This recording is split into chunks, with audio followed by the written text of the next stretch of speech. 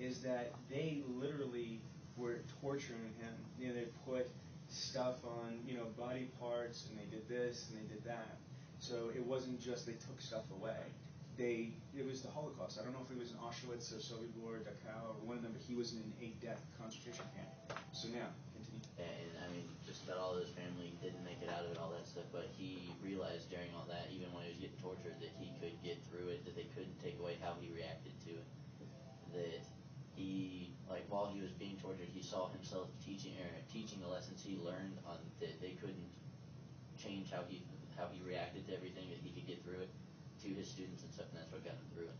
Is he had such a good mental image and realized that they couldn't control his thoughts, that they couldn't control the way that he was feeling. Law of attraction. Let's absorb this for a second. First of all, I want to just acknowledge you should be extremely proud, because to be able to, it was a quick test. Obviously you read that part of the book, but to be able to be on cue like that is very impressive. You know what I mean? How old are you? 23 now. I wish when I was 23, I had this type of knowledge. It's really going to be impactful for you later on, especially when you start to master it and start going through the workbook stuff. But what Viktor Frankl did is that, it was a deep thing.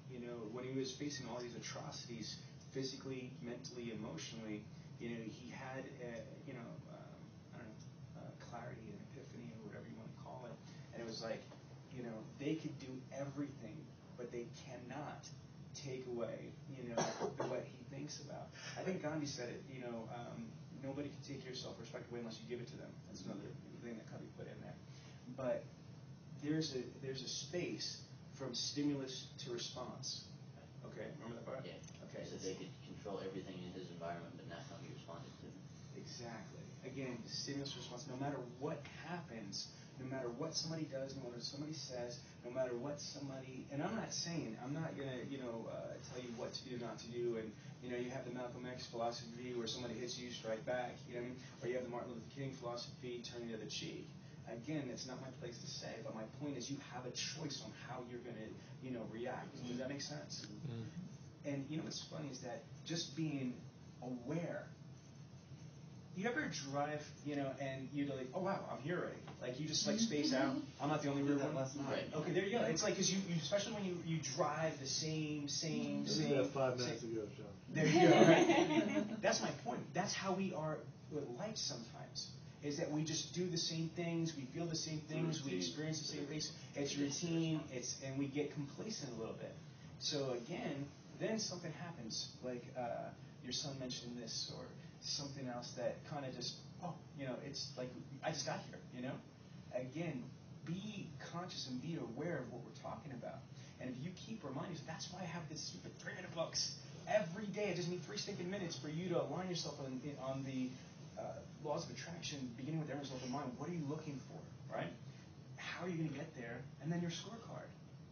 Every single day, 3 minutes before you start doing anything, you're going to be able to plot. Does that make sense to everybody? Last thing about Victor too is that he didn't inspire just the fellow prisoners, but even the guards and the Nazis that were torturing him and stuff. He managed to inspire them, and they got with him after the war to try to figure out what he learned and stuff. So that's how powerful it was. Was he the one who was in the concentration camp? Yeah, Victor. Yeah. He was the Jew that was in it. I mean, he was a psychiatrist beforehand. Yes. That makes me think of that movie, The Boy in the Striped Pajamas, where the dad actually learns the lesson in the end because he lost his son. I can't even talk about it. It just tears me up. But anyways, I guess kind of like the same point about how you kind of have to go through that and you should totally change your ideals and how you feel about it to even learn. Life is Beautiful is another movie. It's unbelievable. Again, this is the difference of what I'm bringing here. We didn't even talk about scripts or none of that stuff yet because I'm not ready to talk about that. I want to get you ready to understand it's more than just the words on the page. It's more than, telemarketing, okay?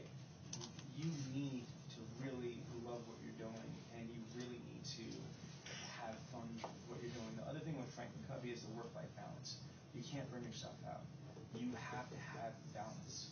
And for you as the owner, that's why like big companies, I'm talking like Fortune 100, 500 companies, sometimes have gyms in their corporate buildings, or they incentivize people to be healthy because that's the key to longevity. You know what I mean? And a company is having good, healthy mind, individuals that are working to build the company even further.